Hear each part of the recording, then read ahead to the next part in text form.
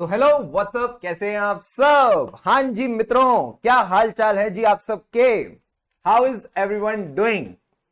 Good morning, good morning, good morning, good morning all of you. So welcome welcome welcome. स्वागत है आप सबका इस ऑडिट के बैच में। एंड आई होप सब कुशल मंगल है, सब एकदम बढ़िया है। And my audio and video is all clear. फटाफट बता दीजिए चैट बॉक्स में, फटाफट बता दीजिए चैट बॉक्स में, क्या ऑडियो वीडियो ऑल गुड है। Please type in the chat box, is everything going great. Good morning, good morning, good morning, good morning, good morning. So शुरू करते हैं बैच के साथ। And before starting with this lecture, since this is day 1, I would request you all to do go through the day 0. Sir, day 0 में क्या है? Day 0 में you will get to know about how the doubt support works, how the test series works, ठीक है, किस तरह से आपके मेंटरशिप सेशंस होंगे, वो सारी बातें आपको डे 0 में पता चलती है। अभी what we are starting with is the first class of this batch and I am sure you are also very excited for starting this batch. So start करते हैं सर ऑडिट के इस बैच के साथ। And before I begin, I would love to know all of you. I would love to know about all of you. तो जल्दी से एक बार चैट बॉक्स में बता दीजिए आप सब कहां से हैं। यस सर, चलो बताओ कहां से हैं आप सब लोग। Let me know in the chat box. बताइए जी, बोलो भाई, बोलो बोलो। All good sir, clear sir, शाबाश। बताइए कहां से हैं आप सब लोग।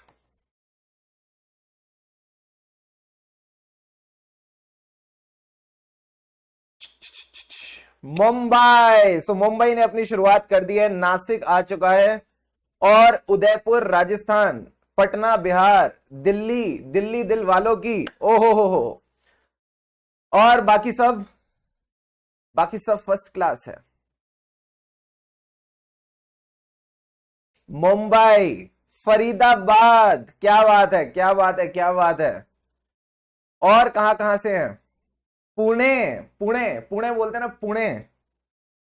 Very good. सो जहां जहां से भी है, ऋषिकेश से भी है भाई साहब। मुंबई, तो मुंबई, दिल्ली, ऋषिकेश, बनारस, राजस्थान, उदयपुर, और यूपी बुलंदशहर। मैंने बुलंदशहर के ना वो खाए गुलाब जामुन, बड़े ही अच्छे होते हैं, ठीक है, बहुत प्यारे, बहुत ही मजेदार होते हैं वहां के गुलाब जामुन। ऑसम। बनारस, बीकानेर, लुधियाना, ओए होए होए होए होए, धूम ही मचा दी सबने, धूम ही मचा दी सबने। तो सर शुरू करते हैं सेशन के साथ, ये बातें भी चलती रहेंगी। Delhi, very good. तो एक चीज तो ये हो गई, आप कहां से हो। एक सवाल और पूछूं। हाँ सर पूछो, जल्दी से बताओ। पटना भूल गए। नहीं नहीं, मैं पटना नहीं भूला, मैंने पटना देखा, कोलकाता भी देख लिया। Very good. लुधियाना, हाँ हाँ ठीक है ना, अब सारे एक से मैं समझ गया आप सबके, ठीक है, पूरा भारत यहाँ पे आया है। Very good. बदलापुर ये बदलापुर तो फिल्म का नाम है, जगह भी है क्या। चलो जो है। सो ये हो गया हमारा नोइंग कि आप कहां से हैं। एक चीज मैं और आपसे जानना चाहता हूं, सीए इंटर ऑडिट में कितने नंबर थे। ठीक है, आई नो वो याद रखने लायक चीज होती नहीं है generally most of the students के लिए, but still I would love to know what was your score in the CA inter audit. ये भी आप फटाफट बता दीजिए। मैं अभी दो चैट्स देख रहा हूं, एक तो यूट्यूब लाइव वाली और एक अपना जो सॉफ्टवेयर वाली है, दोनों चैट्स को मैं देखता हुआ चल रहा हूं। जल्दी से बताइए आपके इंटर ऑडिट में कितने थे। Very good. पीयूष सबसे ऑनेस्ट, सीधा बच्चे ने लिखा 40 सर, ना एक ऊपर और एक नीचे होता तो दिक्कत ही हो जाती। Very good. 52, 40, 44, 56, very good. 63, शाबाश। 45, अब मैंने ये देखा यूट्यूब वाले रुक गए हैं, ठीक है। 56 शायद, ओ 63, ऑसम। 40, 51। तो देखो सिंपल सी बात है, जितना भी आपका स्कोर रहा सीए इंटर में उसको भूल जाओ, ठीक है। That does not matter any more. Final audit में अगर आप 60 प्लस का सोचते हो तो ही यहां बैठना, ठीक है। और मैं कहता हूं 60 प्लस भी छोड़ो, जब सामने वाली पार्टी 71 मार्क्स लेके आई थी तो आपको भी कम से कम 70 प्लस का तो सोचना ही चाहिए when you are getting all the guidance, everything with in the batch itself. तो प्लीज एक बात सारे बच्चे मेरे को भी कमिट करेंगे कि आप कितना सोचते हो स्कोर करने का। मिनिमम 60 प्लस तो लिख देना नलायको, ठीक है। कितना आप स्कोर करने का सोचते हो in your CA final audit. पूरे जोश के साथ, पूरी एक्साइटमेंट के साथ you have to write this in this part. Sir बल्कि ऑडिट ही याद रहते हैं, बाकी में तो पता ही था पास हो जाएंगे इंटर में, इसलिए मुझे अभी भी याद है 43। वेरी गुड सोनू वर्मा, जल्दी से बताइए जी कितना स्कोर करने का सोचते हो? 75 75 आ गए भाई साहब, 75 75 आ गए, शाबाश। 60 प्लस 60 प्लस। एक ने तो स्कोर ही ऐसा लिखा मैं बोल ही नहीं पा रहा, ठीक है। 80 प्लस 75, ऑसम। यही एनर्जी के साथ आपने रहना है, इसी बात को ध्यान में रखना। बच्चा कह रहा है 80 मार्क्स लेके आएंगे इस बार, तो मैं आपको चलो थोड़ी मोटिवेशन देता हूं। In the last exams only जो ऑल इंडिया हाईएस्ट मार्क्स थे that was 79 marks and she was our student, ठीक है। उसका इंटरव्यू भी हमने यूट्यूब पे डाल रखा है, तो with in the batch only I will share that link with you. Please watch that interview because that will give you the right guidance कि कैसे आपने लेक्चर्स का बेस्ट फायदा उठा के चलना है। तो now without much ado let's start with the today session.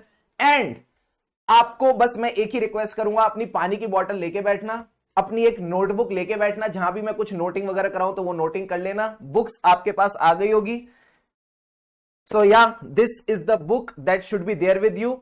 Okay, notes आपके पास होंगे, क्वेश्चन बैंक आपके पास आ चुका है। Now let's begin with the today's class. Sir आज हम कौन से टॉपिक के साथ शुरू करेंगे? So the topic that we are starting today, ये एक ऐसा टॉपिक है जो आपका बेस डेवलप करेगा for the full CA final audit.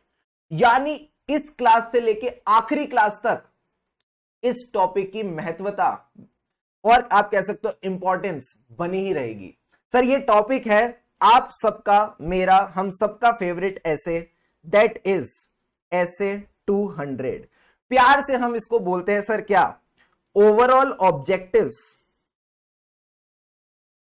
Overall objectives of independent auditor. Overall objectives of independent auditor and conduct of audit in accordance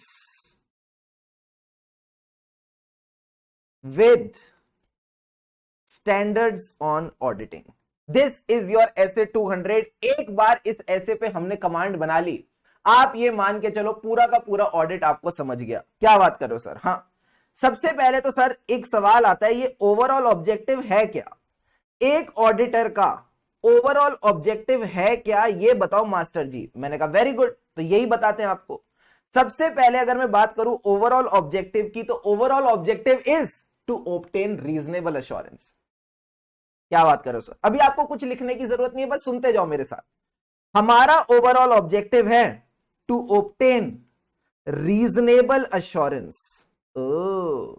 sir ये reasonable assurance किस चीज को लेके? Reasonable assurance that the financial statements as a whole, हमारे जो financial statements हैं, these are free from material misstatement. क्या बात कर रहे हो सर? क्या बात कर रहे हो सर? मैंने कहा हां यही गेम है सारी की सारी। हमें ये इंश्योर करना है कि जो हमारे फाइनेंशियल स्टेटमेंट्स हैं इनमें क्या नहीं है सर? इनमें मटीरियल मिसस्टेटमेंट नहीं है। अच्छा सर एक बात बताओ, मान लो रीजनेबल एश्योरेंस मिल गई, मान लो हमको रीजनेबल एश्योरेंस मिल गई, तो उसका करेंगे क्या?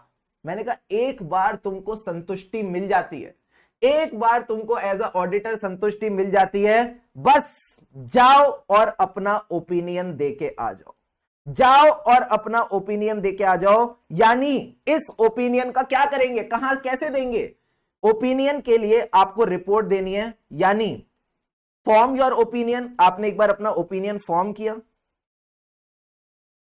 एंड रिपोर्ट करना है एज पर द एसेस। क्या ये बात समझ आई? हां सर। तो एक बात तो सर क्लियर है, ऐसे 200 overall objectives of independent auditor and conduct of audit in accordance with standards on auditing किसकी बात करता है? सर ये साफ साफ कहता है कि हमको चाहिए रीजनेबल एश्योरेंस। एक बार रीजनेबल एश्योरेंस मिल गई कि फाइनेंशियल स्टेटमेंट्स में मटीरियल मिसस्टेटमेंट नहीं है, फिर हम अपना ओपिनियन बना के रिपोर्ट कर देंगे। तो सर एक बात बताओ, ये रीजनेबल एश्योरेंस क्या भला है? What do you mean by reasonable assurance? So before I talk about the reasonable assurance, मैं आपको ना ऑडिट का एक बार पहिया बता देता हूं। ये जो ऑडिट का पहिया है ये बहुत काम आता है and it will be very very relevant for you as the class proceeds. ध्यान से समझना, व्हाट इज द ऑडिट का पहिया। पहली चीज जो ऑडिटर करता है वो सबसे पहले तो इंगेजमेंट को एक्सेप्ट करता है। जो ऑडिट की इंगेजमेंट है उसको वो एक्सेप्ट करेगा। समझ गए सर? जब एक बार उसने इंगेजमेंट एक्सेप्ट कर ली प्लस इंगेजमेंट पे साइन हो गया, उसके बाद सर क्या होगा, उसके बाद आप ध्यान से समझना, इंगेजमेंट एक्सेप्ट करने के बाद he will start performing the audit procedures. अभी ये ऑडिट प्रोसीजर्स क्या होते हैं, कैसे होते हैं, उसकी टेंशन मत लेना, बाद में इस सब चीज को हम कवर करेंगे। Very good sir. Audit procedures perform करके क्या मिलेगा सर? ऑडिट प्रोसीजर्स परफॉर्म करके मिलेगा audit evidence. Very good very good very good very good. क्या मैं आप सबसे पूछूं ऑडिट एविडेंस कैसा होना चाहिए? चैट बॉक्स पे लिखने की जरूरत नहीं, वैसे ही बता दो। सर हमने इंटर में पढ़ा था audit evidence should be a sufficient and appropriate evidence. शाबाश, क्या बात है। अब जो ऑडिट एविडेंस है उस पे we draw the conclusion. Sir conclude क्या करना है? यही कंक्लूड करना है कि क्या आपका audit evidence sufficient and appropriate है या नहीं। जब आपने सफिशिएंट एंड एप्रोप्रिएट एविडेंस ले लिया, ये आप कंक्लूड कर चुके हो, then you will form your opinion and you will report. क्या ये बात समझ आई? Is this part clear to all of you? Yes sir. तो सर आपने हमको इतना बताया कि पहले इंगेजमेंट एक्सेप्ट करते हैं, फिर उसके बाद ऑडिट प्रोसीजर्स परफॉर्म करते हैं, उससे हमको ऑडिट एविडेंस मिलता है। एविडेंस पे हम क्या परफॉर्म करते हैं, जल्दी से बताओ। एविडेंस पे हम क्या फॉर्म करते हैं? कंक्लूजन, एंड कंक्लूजन के बाद हम ओपिनियन फॉर्म करके चलते हैं। समझ गए सर? सर एक बात बताओ, एक तरफ आप कह रहे हो ऑडिट ये है, एक तरफ आप कह रहे हो ऑडिट ये है, चल क्या रहा है? मैंने कहा सेम चीज है, सेम चीज है, बस भाषा अलग अलग लिख रखी है। जब मैंने बोला रीजनेबल अश्योरेंस तो तुमको किसकी खुशबू आई? हम क्या ऑब्टेन कर रहे हैं? जल्दी बताओ जल्दी बताओ जल्दी बताओ, पै पै, जल्दी बताओ जल्दी बताओ जल्दी बताओ, टैट है। हम ऑब्टेन करना चाहते हैं सफिशिएंट एंड एप्रोप्रिएट एविडेंस, यानी हमको चाहिए संतुष्टि, हमको चाहिए एविडेंस कि फाइनेंशियल स्टेटमेंट में मटेरियल मिसस्टेटमेंट नहीं है। तो इन्होंने बोला रीजनेबल एश्योरेंस, तुमने क्या सुना जल्दी से बताओ। सर हमने सुना सफिशिएंट एंड एप्रोप्रिएट एविडेंस। ओ, एंड रीजनेबल एश्योरेंस जैसे ही मैं बोलता हूं, ठीक है, मैंने दूसरी चीज तुमको क्या बताई? Sufficient and appropriate evidence. जब मैंने बोला सफिशिएंट एंड एप्रोप्रिएट एविडेंस, इसका क्या मतलब है? सर इसका मतलब है हमारे एविडेंस में दो क्वालिटीज होनी चाहिए, एक तो सफिशिएंसी और एक एप्रोप्रिएटनेस। आप ऐसा मान के चलो आपकी जो इंटर ऑडिट थी ना, उसकी आज मास्टर क्लास चल रही है, उसकी आज रिवीजन क्लास चल रही है। जितने कॉन्सेप्ट्स आप इंटर में पढ़ के आए हो सबकी मैं आपसे डिटेल में डिस्कशन करूंगा। So you need not worry about it, बस सुनते जाओ और मेरे साथ साथ इंटरेक्ट करते जाओ, और कुछ करने की जरूरत नहीं है। तो हमको कैसा एविडेंस चाहिए? हमको चाहिए sufficient and appropriate audit evidence. जल्दी से बताओ सफिशिएंसी किससे रिलेट करती है, क्वांटिटी से या क्वालिटी से? What do you all feel? जो हमारी सफिशिएंसी है वो किससे रिलेट करती है, क्वांटिटी से या क्वालिटी से? बताना जरा, जल्दी से बताइए। सफिशिएंसी किससे रिलेट करती है, क्वांटिटी या क्वालिटी? देखते कौन कौन बच्चा एकदम सही जवाब देता है। बताइए जी बताइए। Very good very good very good very good. Sir sufficiency is about the quantity of evidence and appropriateness is about the quality of evidence. Very good. अब सर एक बात बताओ, ये जो एप्रोप्रिएटनेस है और क्वालिटी है, ये किन दो चीजों पे डिपेंड करती है? ये डिपेंड करती है फर्दर दो फैक्टर्स पे जिनको हम बोलते हैं रेलिवेंस एंड रिलायबिलिटी। ओ, बहुत सिंपल है, बहुत सिंपल है, ध्यान से समझना। एक है वर्ड रेलिवेंस, एक है वर्ड रिलायबिलिटी। सर रेलिवेंस क्या होता है? अगर मैं आपको बोलूं कोई ऑडिट एविडेंस की रेलिवेंस देखनी है, ये रेलिवेंस क्या होता है? आओ ध्यान से समझे। एक छोटा सा एग्जांपल दूंगा, आप समझ जाओगे।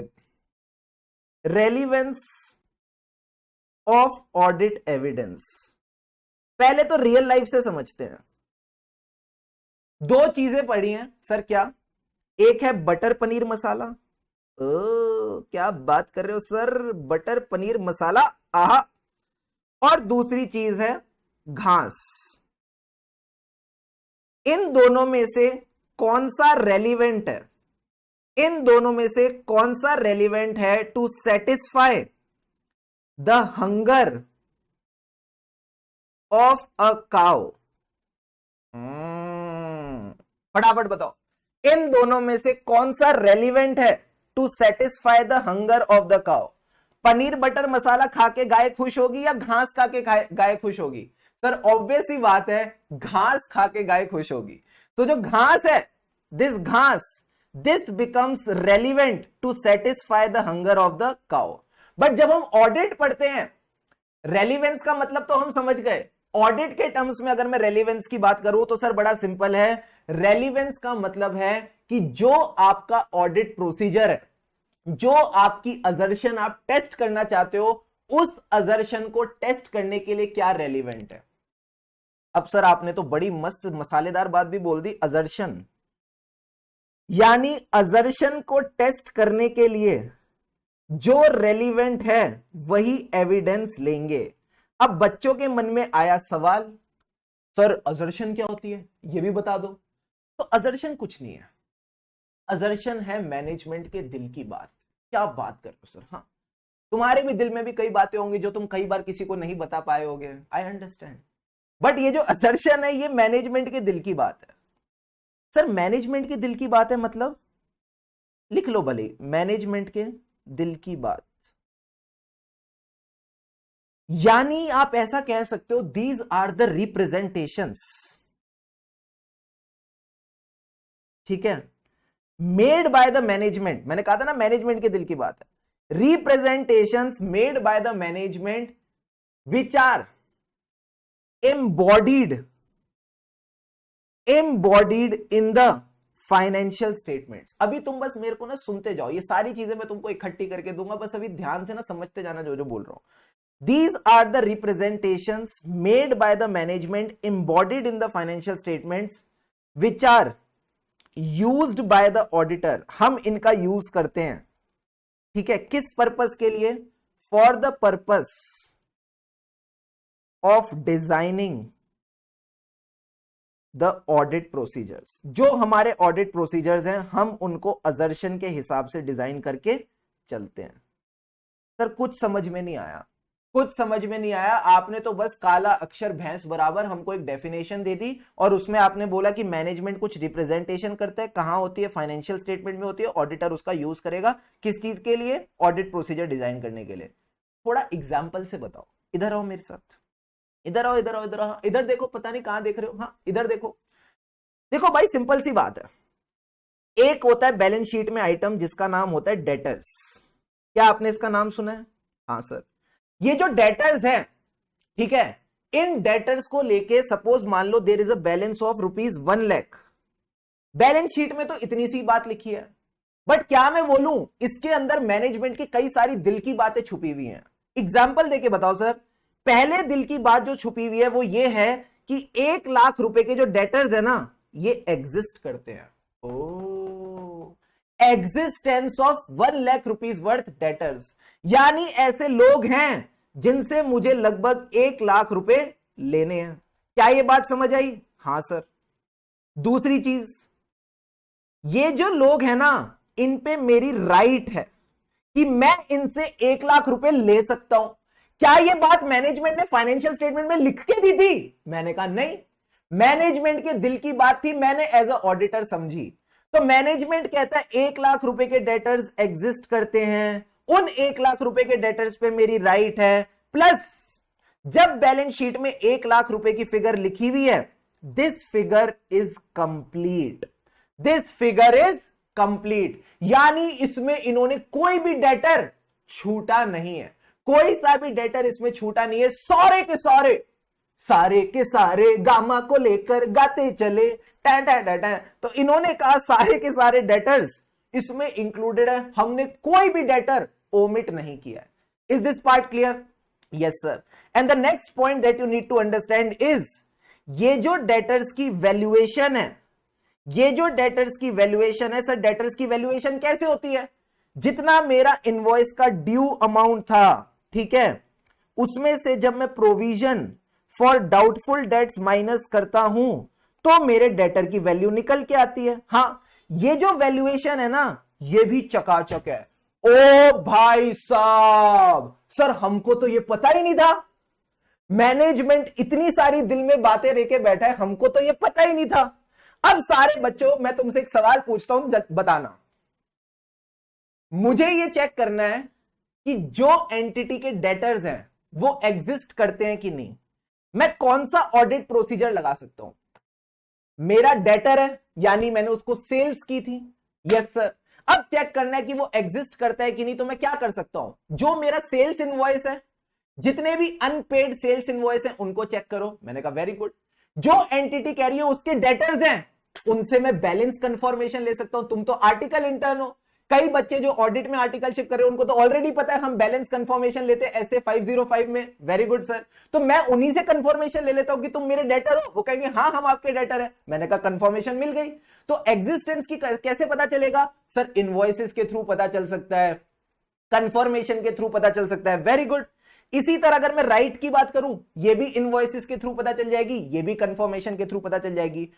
अब अगर मैं बात करूं कंप्लीटनेस की, तो एक बात बताओ, एंटिटी ने जो लिस्ट बना रखी है डेटर्स की, ठीक है, जिस लिस्ट में है debtor 1, debtor 2, debtor 3, debtor 4, debtor 5, इन सब से तो मैंने कंफर्मेशन ले ली, ठीक है, इन सब के मैंने इनवॉइस की टेस्टिंग भी कर ली।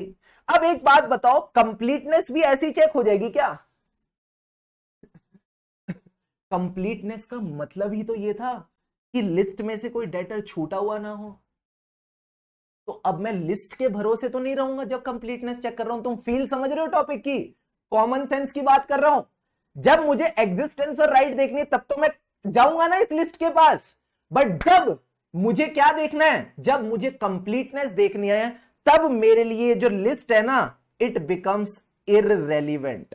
जब मुझे कंप्लीटनेस देखनी है, ये जो मेरी लिस्टिंग है ना, लिस्टिंग, दिस बिकम्स इररेलेवेंट। ओ, तो सर कैसे पता चलेगा कि कोई डेटर छुप के बैठा है, कोई डेटर अनरिकॉर्डेड है? मैंने कहा देखो सिंपल सी बात है, आज आप बैठे हो कौन सी तारीख पे?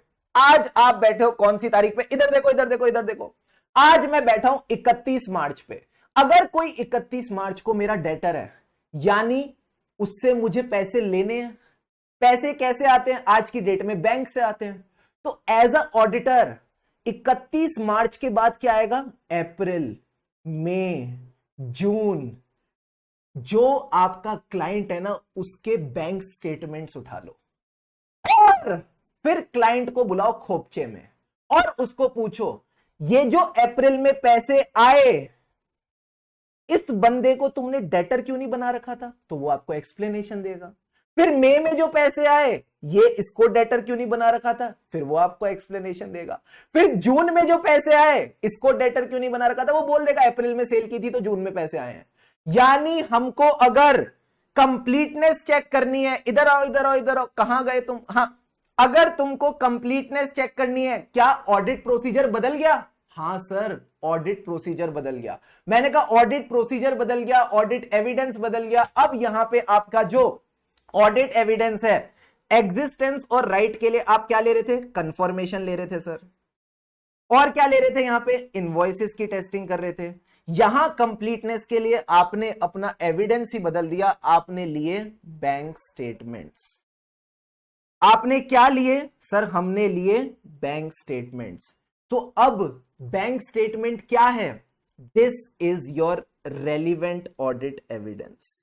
This is your relevant audit evidence. This is your relevant audit evidence. क्या रेलिवेंस का मतलब समझ आया? जल्दी से चैट बॉक्स में बताओ, जल्दी से चैट बॉक्स में बताओ, क्या रेलिवेंस का मतलब क्लियर है? सर रेलिवेंट मतलब evidence should be relevant to the assertion being tested. जो आपकी असर्शन टेस्ट हो रही है, जो आपका पर्पस ऑफ ऑडिट प्रोसीजर है, उस चीज के लिए एविडेंस रेलिवेंट होना चाहिए। अगर वो रेलिवेंट है तो वो एप्रोप्रिएट है, तो उसके अंदर क्वालिटी है।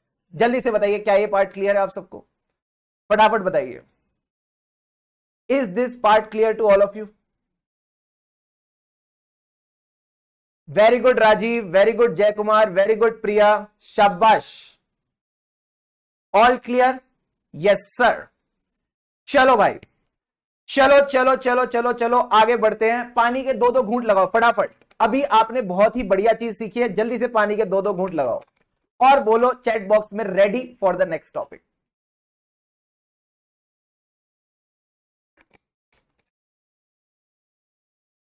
एकदम मास्टर क्लास चल रही है ऑडिट की आज, ठीक है? नेक्स्ट लेवल मास्टर क्लास चल रही है, मजा आ जाएगा तुमको। ये सारे नोट्स आपको आपके गूगल ड्राइव में पीडीएफ फॉर्मेट में मिलेंगे for the purpose of revision, so nothing to worry. तो आपको एक बात समझ आ गई, असर्शंस क्या होती हैं? यस सर, हमको असर्शंस के बारे में अच्छी नॉलेज मिल गई। These are the representations made by the management embodied in the financial statement, मतलब फाइनेंशियल स्टेटमेंट में छुप के बैठी हैं, ठीक है? एंड ऑडिटर यूज करता है for the purpose of designing the audit procedure. तो आपने देख लिया किस तरह से हमने असर्शंस को यूज किया for the purpose of designing our audit procedure. So everything we are linking. समझ गए सर? अच्छा, वैल्यूएशन भी सोच लो कैसे चेक होगी। वैल्यूएशन को कैसे चेक करोगे? अब वैल्यूएशन के लिए आपका रेलिवेंट ऑडिट एविडेंस क्या होगा? सर यहां पे हमारा रेलिवेंट ऑडिट एविडेंस होगा कि हमको ये अमाउंट ड्यू तो ऊपर पता चल गई थी, ठीक है सर? जो प्रोविजन है ना, ये किस बेसिस पे बनता है? Sir provision is created on the basis of ageing of the debtors. ओ sir, ageing of the debtors का मतलब है जो डेटर्स लेस देन 6 मंथ्स हैं, एक होते हैं 6 मंथ्स टू 1 ईयर, एक होते हैं ड्यू फॉर 1 to 2 ईयर, एक होते हैं due for 2 to 3 year and एक होते हैं मोर देन 3 ईयर। तो इस पे हम कितना प्रोविजन बनाएंगे? मान लो हमने इस पे प्रोविजन बनाया 100%, इस पे बनाया 80%, इस पे बनाया 60%, इस पे बनाया 30% और मान लो इस पे बनाया हमने 15%, ठीक है? हमने इस तरह से मोटा माटी प्रोविजंस बना रखे हैं। तो अब अगर मुझे प्रोविजंस चेक करने हैं, तो मुझे एक बात बताओ, आप यहां पे क्या लोगे? डेटर की ageing. So this becomes your relevant audit evidence. So the audit evidence should be relevant to the assertion being tested. Got it sir? अब सर आपने हमको रेलिवेंस तो बता दी, आई होप रेलिवेंस वाला पार्ट आपको पूरा अच्छे से क्लियर है। अब हमको रिलायबिलिटी भी बता दो। तो रिलायबिलिटी तो आपको ऑलरेडी पता है, कौन सा एविडेंस रिलायबल होता है। मैं आपको एग्जांपल देके बताऊंगा, आप क्वेश्चन आंसर में आपको समझ आ जाएगा। एक ऑडिट एविडेंस है जो एज अ ऑडिटर मैं किसी एक्सटर्नल पार्टी से ले रहा हूं, मैनेजमेंट से नहीं ले रहा, किसी एक्सटर्नल पार्टी से ले रहा हूं। क्या वो ज्यादा रेलिवेंट होगा? ऑब्वियसली, क्योंकि मैनेजमेंट उसको मैनिपुलेट नहीं कर सकती, chances of manipulation are very less. Okay sir. क्या सर ऐसा एविडेंस जो मैं एंटिटी के अंदर से ले रहा हूं वो हमेशा बेकार होता है? मैंने कहा नहीं। अगर एंटिटी के इंटरनल कंट्रोल्स अच्छे हैं, एंटिटी के जो प्रोसेसेस हैं वो बहुत अच्छे हैं, तो एंटिटी के अंदर बनाया हुआ एविडेंस भी रिलायबल होगा, ठीक है सर? और सर जो एविडेंस मैं मैनेजमेंट से ओरली ले रहा हूं, यानी मैनेजमेंट बातों बातों में दे रही है, वो ज्यादा रिलायबल होगा या जो मेरे पास डॉक्यूमेंटेड फॉर्म में होगा? सर डॉक्यूमेंटेड फॉर्म में ज्यादा रिलायबल होगा। प्लस एक बात और बताओ, ये जो डॉक्यूमेंट्स हैं इसमें फोटोकॉपी ज्यादा रिलायबल होगा, ओरिजिनल डॉक्यूमेंट ज्यादा रिलायबल होगा? सर ओरिजिनल डॉक्यूमेंट ज्यादा रिलायबल होगा। तो ये सारी जो डिस्कशन है ना, हम ऐसे 500 में और एक और बार करेंगे, बट अभी के लिए I hope you understand the reliability. Yes sir, हम समझ गए रिलायबिलिटी का मतलब कौन सा एविडेंस है जिस पे मैं भरोसा कर सकता हूं, कौन सा एविडेंस है जिस पे मैं भरोसा कर सकता हूं, जिस पे मुझे फेथ है, कॉन्फिडेंस है कि ये एविडेंस सही है। तो दो चीजें हैं जो क्वालिटी बताती हैं। सर क्वालिटी का कौन कौन सी चीजें हैं? एक तो आपका हो गया रेलिवेंस, एक हो गया रिलायबिलिटी। क्वांटिटी का आपको ऑलरेडी पता है कि क्वांटिटी कितनी लेंगे। अच्छा, just for your testing your inter knowledge, एक बार आपकी इंटर की नॉलेज टेस्ट कर लेते हैं। ये कहता है सफिशिएंसी जो होती है ना, क्वांटिटी, ये भी दो फैक्टर्स पे डिपेंड करती है। मैं एक्सप्लेन नहीं करूंगा, आप लॉजिकली खुद ही आंसर बता दोगे। अब आपका दिमाग चलने लग गया मेरे साथ। ये कहता है एक है रिस्क ऑफ मटेरियल मिसस्टेटमेंट, दूसरा है क्वालिटी ऑफ एविडेंस। जल्दी से बताओ, पहले तो अगर रिस्क ऑफ मटेरियल मिसस्टेटमेंट ज्यादा है तो क्वांटिटी ज्यादा होगी या कम होगी? मैंने अभी आपको सिखाया ही नहीं, ये तो आपकी एग्जिस्टेंस जो नॉलेज है उसको मैं यूज करके आपको चेक करूंगा। जल्दी से बताओ, रोमम ज्यादा है तो क्वांटिटी ज्यादा लोगे या कम लोगे? लेट्स सी कितना कितना किस किस को याद है, जल्दी से बताइए। Come on, turn the radio on the Sunday night, and I want too long to do my hair, do my hair. शाबाश, रिस्क ज्यादा है, रिस्क ज्यादा है तो रिस्क अगर आपको ज्यादा लग रही है कि यानी आपको लग रहा है फाइनेंशियल स्टेटमेंट में मटेरियल मिसस्टेटमेंट होने के चांसेस ज्यादा हैं, तो फाइनेंशियल स्टेटमेंट की चेकिंग ज्यादा करेंगे। लॉजिकल है ना? मुझे रिस्क ऑफ मटेरियल मिसस्टेटमेंट क्या है? चांसेस की फाइनेंशियल स्टेटमेंट में मटेरियल मिसस्टेटमेंट है, तो अगर वो चांसेस ज्यादा हैं तो आपको चेकिंग ज्यादा करनी पड़ेगी ना। लॉजिकली चलो, हाँ सर, जब चेकिंग ज्यादा करनी पड़ेगी इसका मतलब आप क्वांटिटी ज्यादा लोगे। Very good. अब आ जाते हैं क्वालिटी के ऊपर, अब आ जाते हैं क्वालिटी के ऊपर। अगर मेरी क्वालिटी अच्छी है एविडेंस की, तो जल्दी से बताओ जो इसकी क्वांटिटी है वो ज्यादा होगी या कम होगी? अब ये भी बता दो, ये भी लॉजिकल है, ये भी कॉमन सेंस बेस्ड है, पूरा का पूरा आपका दिमाग खोलेंगे। जल्दी से बताइए, if the quality is good what would be the quantity? Would you need more quantity या लेस में भी काम चल जाएगा?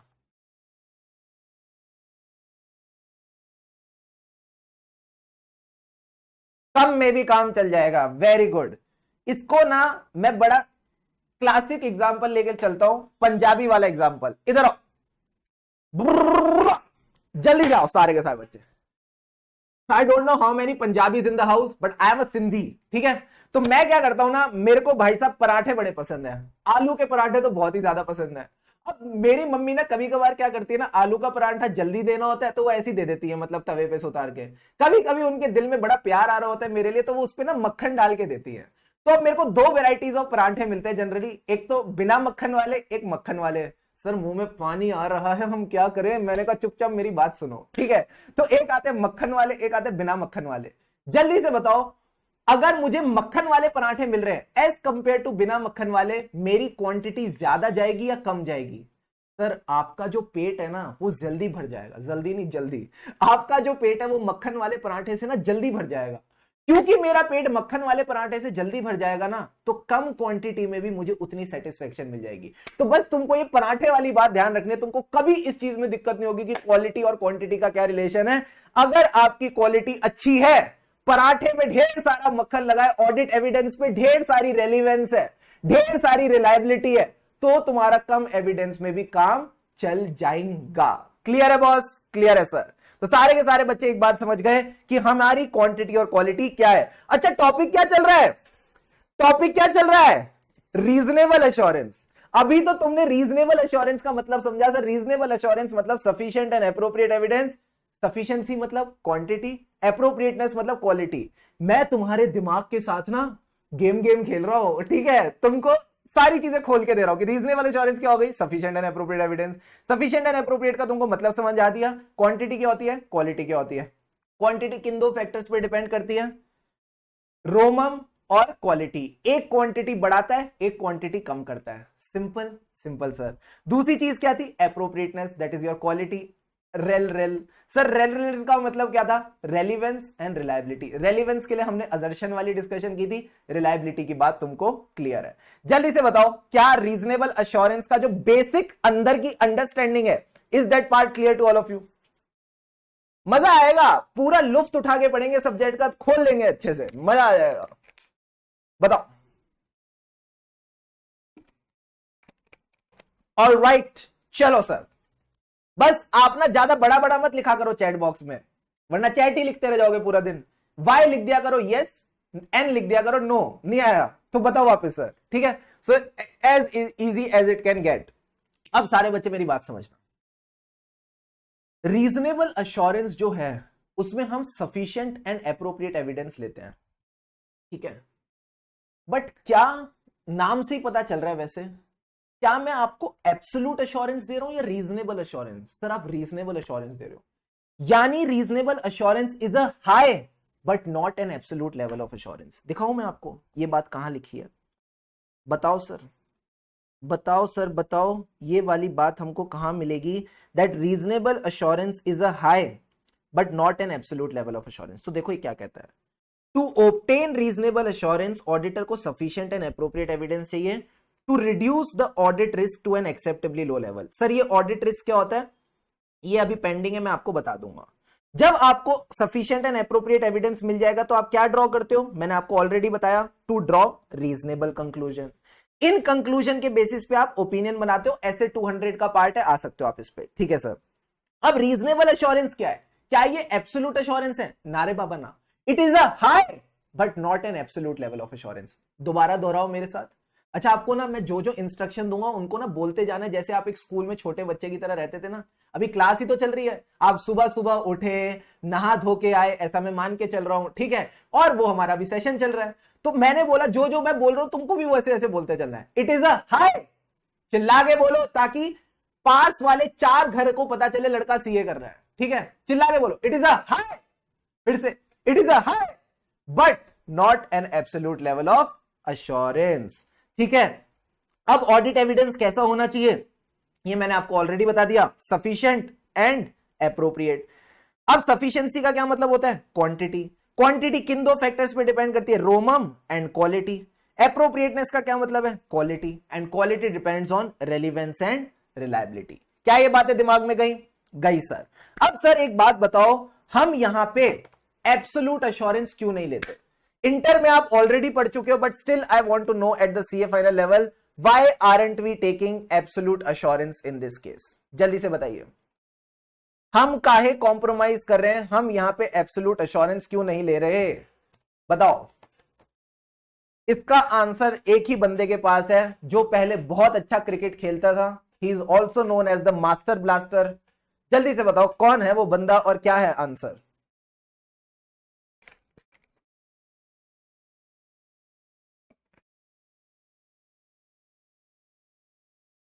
हाय रे हाय ये क्या हुआ, मैंने ना ये जाना, डिपेंडेंट ऑन मैनेजमेंट। मैंने कहा नहीं, सीधा आंसर बताओ sir.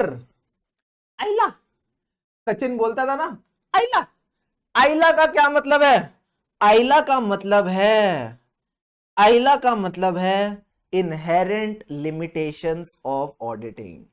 Inherent limitations of auditing, यानी आप ऐसे कह सकते हो सर ये हैं ऑडिटर की मजबूरियां, ये हैं ऑडिट की मजबूरियां।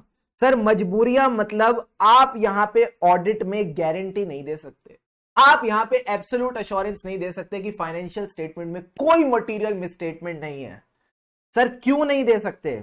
बिकॉज आपकी मजबूरी है। तो देखो क्या कहता है, auditor isn't expected to and can't reduce the audit risk to zero. Sir audit risk क्या है मैं बताता हूं, सिंपल सी बात है। ऑडिटर का काम क्या था? ओपिनियन देना। Let's keep it very simple. Audit risk मतलब रिस्क है कि ऑडिट गलत होगा। हां सर, ऑडिटर का काम क्या था? ओपिनियन देना। अगर ओपिनियन ही गलत तो ऑडिट रिस्क है। सर ओपिनियन गलत कब? जब फाइनेंशियल स्टेटमेंट में मटेरियल मिसस्टेटमेंट थी फिर भी आपने क्लीन रिपोर्ट दे दी। मटेरियल मिसस्टेटमेंट थी होने के बावजूद आपने यहां पे क्लीन ओपिनियन दे दिया। अगर मटेरियल मिसस्टेटमेंट होते हुए आपने गलत ओपिनियन दे दिया तो उसको ऑडिट रिस्क कहते हैं। तो यह कहता है कि इस रिस्क को हम जीरो नहीं कर सकते। यानी दूसरे तरीके से आप बोलो तो हम यहां पे रीजनेबल एश्योरेंस लेते हैं। इसको तीसरे तरीके से आप बोलो तो आप यहां पे बोलोगे, दूसरा तरीका क्या था? रीजनेबल एश्योरेंस लेते तो एब्सोल्यूट एश्योरेंस नहीं ले सकते। एंड तीसरा तरीका कहता है बोलने का कि जो भी ऑडिट एविडेंस होगा वो परसुएसिव होगा, कंक्लूसिव नहीं होगा। सर परसुएसिव का मतलब है हम यहां पे सफिशिएंट एंड एप्रोप्रिएट एविडेंस लेंगे। हम यहां पे गारंटी नहीं दे सकते कि सब कुछ एकदम ठीक है या नहीं। जल्दी से बताओ 3 तरीके ये बोलने के कि ऑडिट में दिक्कत है। पहली चीज, ऑडिट रिस्क को जीरो नहीं कर सकते, समझ गए सर। दूसरी चीज, रीजनेबल अश्योरेंस लेते हैं, एब्सोल्यूट अश्योरेंस नहीं। एंड तीसरी चीज, जो आपका ऑडिट एविडेंस है वो परसुएसिव होगा, कंक्लूसिव नहीं होगा। सो गो इन अ वेरी सिस्टमैटिक मैनर। पहले एविडेंस से स्टार्ट करो। Audit evidence will be persuasive not conclusive. Evidence से कौन सी अश्योरेंस मिलती है? रीजनेबल मिलती है, एब्सोल्यूट नहीं मिलती। एंड उस अश्योरेंस के बेसिस पे जो आप ओपिनियन दे रहे हो वो गलत हो सकता है, यानी audit risk is not zero. आप अपनी ऑडिट रिस्क को जीरो नहीं कर सकते। क्या ये तीनों पॉइंट्स क्लियर है? हाँ सर। पहले एविडेंस की बात कर ली, पहले बोल दिया एविडेंस के बारे में कि जो एविडेंस है वो परसुएसिव होगा, कॉन्क्लूसिव नहीं होगा। एविडेंस पे हमको कौन सी अश्योरेंस मिलती है? रीजनेबल अश्योरेंस मिलती है, एब्सोल्यूट नहीं मिलती। एंड उसके बेसिस पे जो ओपिनियन निकालते हैं वो गलत हो सकता है, यानी audit risk can never be reduce to zero. अब सवाल उठता है सर ऐसा क्यों? ऐसा क्यों मास्टर जी, ऐसा क्यों? तो ध्यान से समझना, मजा आ जाएगा। पहली मजबूरी है उनकी साइड से। सर उनकी साइड से का क्या मतलब है? इधर देखो, इधर देखो, इधर देखो, इधर देखो। उनकी साइड से का मतलब है मैनेजमेंट की साइड से। हम तो ऑडिटर हैं, वो हैं फाइनेंशियल स्टेटमेंट वाले। तो जो लोग फाइनेंशियल स्टेटमेंट बना रहे हैं वो फाइनेंशियल स्टेटमेंट ही दूध से धुले नहीं है, यानी कई जगह मैनेजमेंट ने अपना अनुमान लगाया है, कई जगह मैनेजमेंट ने अपनी जजमेंट लगाई है। तो जब मैनेजमेंट अपनी जजमेंट लगा रही है तो कौन सी जजमेंट एकदम परफेक्टली सही बैठेगी? पॉसिबल ही नहीं है। सोच के बताओ, बचपन से आप अकाउंटिंग में एस्टिमेट्स बनाए जा रहे हो, कभी कोई प्रोविजन का एस्टिमेट बना रहे हो, इवन जब आपने फाइनेंशियल रिपोर्टिंग पढ़ा तो वो तो पूरा गेम ही फेयर वैल्यूएशन पे चल रहा है। अब आपकी जो फेयर वैल्यूएशन आपने किसी वैल्यूअर से निकलवाई है वो भी तो एस्टिमेट है। हाँ सर। अब वो एस्टिमेट कौन कह सकता है 100% गारंटी के साथ कि वो सही है? सर पॉसिबल ही नहीं है, यानी देयर इज सम रिस्क कि वहां पे भी गलती हो सकती है। हाँ, तो पहली मजबूरी किसकी है? मैनेजमेंट की, हमारी नहीं है भाई साहब। एज ऑडिटर मैनेजमेंट की मजबूरी है कि जो मैनेजमेंट फाइनेंशियल स्टेटमेंट बना रही है उसमें जजमेंट लगती है अकाउंटिंग एस्टिमेट्स में। क्योंकि जजमेंट लगती है तो judgement can never be perfect. Judgement कभी भी परफेक्ट नहीं हो सकती, जजमेंट में हमेशा खामियां रहेंगी। क्योंकि जजमेंट में हमेशा खामियां रहेगी, पहली मजबूरी मैनेजमेंट की तरफ से। क्या पहली मजबूरी क्लियर है? जल्दी से बताओ। इज द फर्स्ट मजबूरी क्लियर? यस सर, हमको पहली मजबूरी क्लियर है। Nature of financial reporting, that means the preparation of financial statement involves judgement by the management. किस चीज के अंदर? जब वो एफआरएफ की रिक्वायरमेंट्स को अप्लाई कर रहे हैं। एफआरएफ मतलब आपका हो गया, just for the sake of simplicity, as, Ind AS, schedule 3, जो इनकी रिक्वायरमेंट्स हैं उन रिक्वायरमेंट्स को फुलफिल करने के लिए मैनेजमेंट जजमेंट लगाती है। एग्जांपल के तौर पे अकाउंटिंग एस्टिमेट। आई होप पहली जो इनहेरेंट लिमिटेशन है वो एकदम क्रिस्टल क्लियर आपको एकदम दिमाग में बैठ गई। अब आती है सर सेकंड मजबूरी, हमारी मजबूरी। अब इधर देखो, हमारी मजबूरी क्या है सर? तुम ऑडिटर हो। थैंक यू सर बताने के लिए। नहीं नहीं नहीं, सुनते जाओ। तुम ऑडिटर हो। एक ऑडिटर जब फाइनेंशियल स्टेटमेंट चेक करेगा तो उसको ऑडिट एविडेंस चाहिए, उसको इंफॉर्मेशन चाहिए। वो इंफॉर्मेशन किसके हाथ में है? मैनेजमेंट के हाथ में। तो अब अगर मैनेजमेंट चाहे तो हो सकता है वो तुमको पूरी बात बताए ही ना, वो तुमसे इंफॉर्मेशन छुपा ले।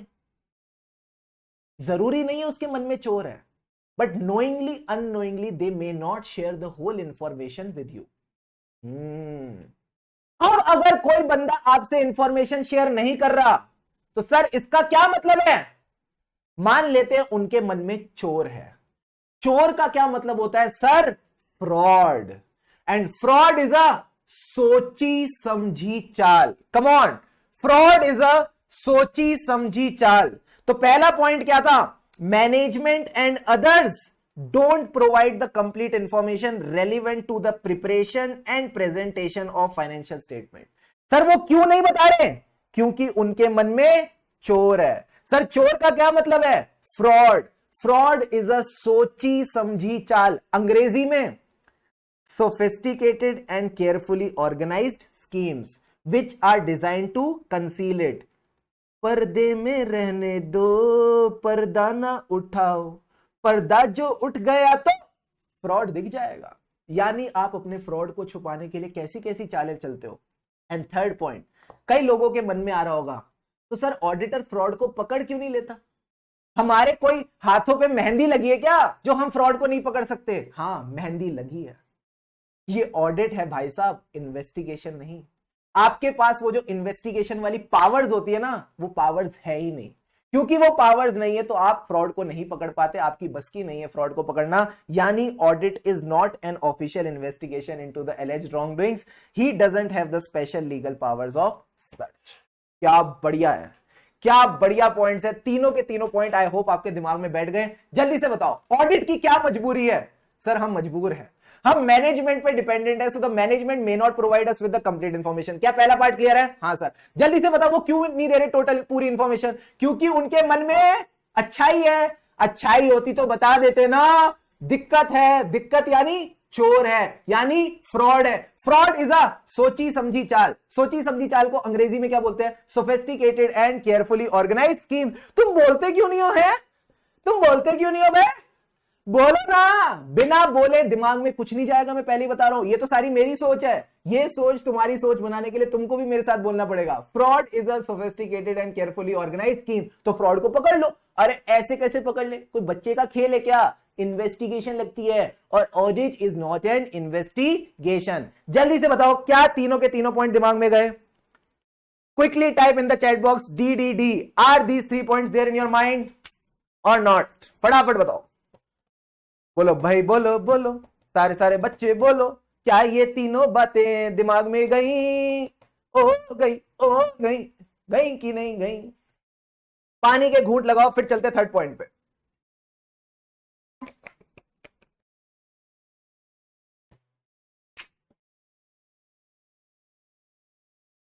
यस सर, चलो चलो भाई चलो।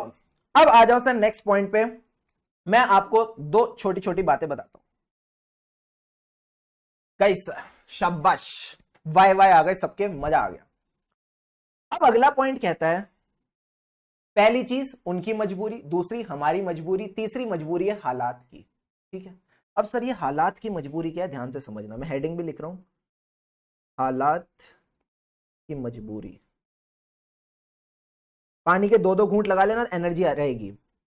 पहला पॉइंट कहता है relevance of the information,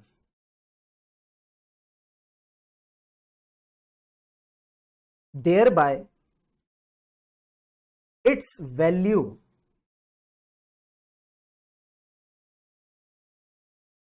tends to diminish over a period of time.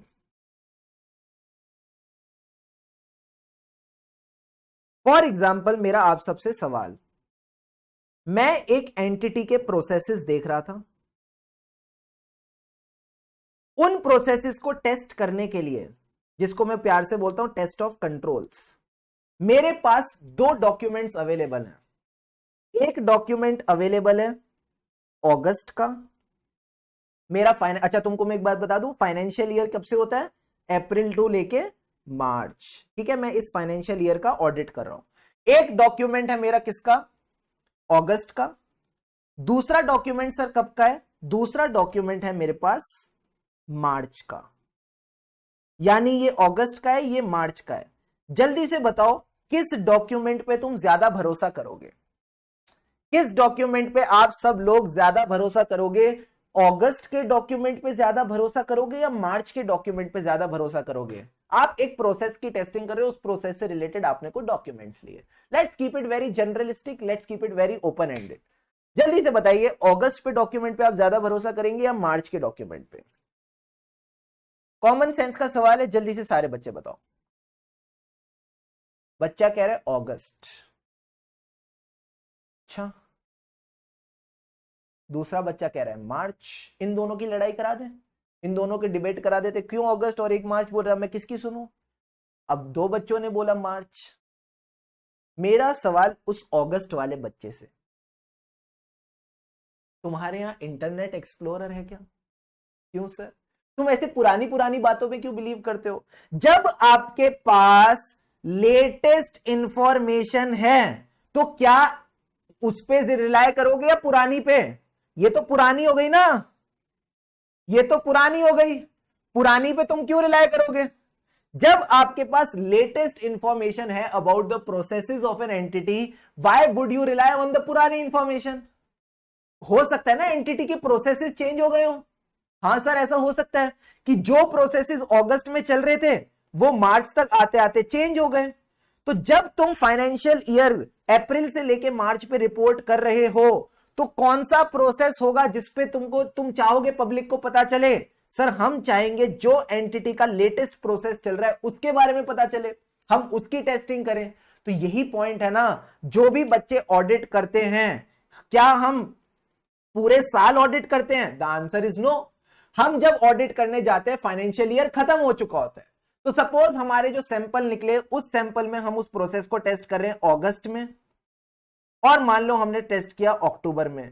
तो अब क्या है ना, जरूरी नहीं है अगस्त में जो प्रोसेस चल रहा था, हो सकता है अगस्त में प्रोसेस एकदम बढ़िया चल रहा था, ठीक है, अक्टूबर में भी प्रोसेस एकदम ठीक चल रहा था, बट मार्च तक आते आते इसमें दिक्कत आ गई। मार्च तक आते आते इसमें दिक्कत आ गई। तो दिक्कत की बात क्या है सर? जैसे जैसे टाइम बीतता है उस इंफॉर्मेशन की वैल्यू खराब होती जाती है, उस इंफॉर्मेशन की वैल्यू गिरती जाती है। तो यही पॉइंट मैंने आपको बोलने की कोशिश की थी, relevance of the information thereby its value tends to diminish over a period of time।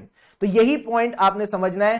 Plus रचित ने एक बात और सही बोली, जो अगस्त का डेटा है उसमें मैनिपुलेशन के भी चांसेस ज्यादा है, क्योंकि मार्च तो आपके सामने लेटेस्ट इंफॉर्मेशन है तो less chances of getting manipulated, but जो पुराना डेटा है उसको मैनेजमेंट मैनिपुलेट भी कर सकती है। तो आपने बस इतनी सी बात समझनी है, relevance of the information that is its value tends to diminish over a period of time.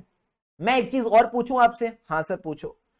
कई बार कहते हैं कि मेरा ना एक दोस्त है, चलो मैं आपको बताता हूं, मैंने आपको बताया नहीं आज क्योंकि हम पहली बार मिल रहे हैं तो मैं आपको अपने दोस्त के बारे में बताना भूल गया। मेरा एक दोस्त है जिसका नाम है निशित। ओ, हमने ना साथ में पढ़ाई की थी, साथ में हमने ऑडिट प्रिपेयर किया, और मैं आपको भी सजेस्ट करूंगा, क्लास के एंड में मैं बताऊंगा आपको भी क्या करना है। बट निशित के साथ मेरी दोस्ती है तो मैं निशित का ना आपको एक किस्सा बताता हूँ। सो निशित क्या है ना, ये ना सबसे कामचोर आर्टिकल था, मतलब हम जितने भी 2-3 दोस्त थे सबसे ज्यादा कामचोर कौन? निशित। इसको बताना मत जाके, ठीक है। तो निशित क्या था ना, निशित के साथ ऐसा था, ये गुड़गांव रहता है। ओ, एंड इसको ना एक बार स्टॉक ऑडिट मिल गया। सर स्टॉक ऑडिट कहां का मिला? इसको स्टॉक ऑडिट मिल गया ग्रेटर नोएडा का। ओ भाई साहब, अब ग्रेटर नोएडा के लिए इसको जो ट्रेवल टाइम है ना, that travel time is around 4 hours. 4 घंटे लगते हैं एक साइड के, तो 4 घंटे इंटू 2 उसके 8 घंटे लगने वाले थे। अब मानो निशित जो है ना वो ऑडिटर है कंपनी का, ठीक है, ये ऑडिटर बन गया इस कंपनी का जिसका स्टॉक ऑडिट होने वाला है। अब एक बात बताओ, ये कहता है 8 घंटे लगेंगे, यानी it will be very difficult for him. Plus वहां पे पहुंचने के लिए ना कोई गाड़ी का रास्ता नहीं है, इसको ना बस में बैठ के जाना पड़ेगा। तो कह रहे बस में बैठ के जाना is very difficult, plus it is very time consuming. और ये कहते हैं कि अगर मैंने सपोज कोई टैक्सी करी तो उसमें बहुत ज्यादा कॉस्ट लगेगी, तो इसको लगता है कॉस्ट भी लग सकती है। तो ये जो बहाने हैं, difficulty, time and cost, do you think these are valid to omit an audit procedure, जिसका कोई ऑल्टरनेटिव अवेलेबल नहीं है? जल्दी से बताओ, क्या ये वैलिड बहाने to omit an audit procedure for which no alternative is available? क्या आप निशित के ये बहाने सुनोगे? क्या आप सब निशित के ये बहाने सुनोगे, या निशित को बोलोगे चुपचाप ऑडिट प्रोसीजर कर? बताना जरा।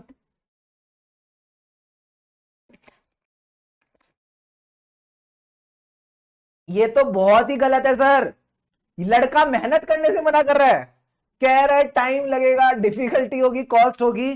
तो कवि की लाइन समझना, कवि की लाइन समझना, सारे के सारे बच्चे कवि की लाइन लिखवा रहा हूं आपको, ये बात आपको हमेशा याद रखनी है। DTC is not a valid basis, DTC is not a valid basis. दो चीजों के लिए ध्यान रखना, पहले to omit an audit procedure,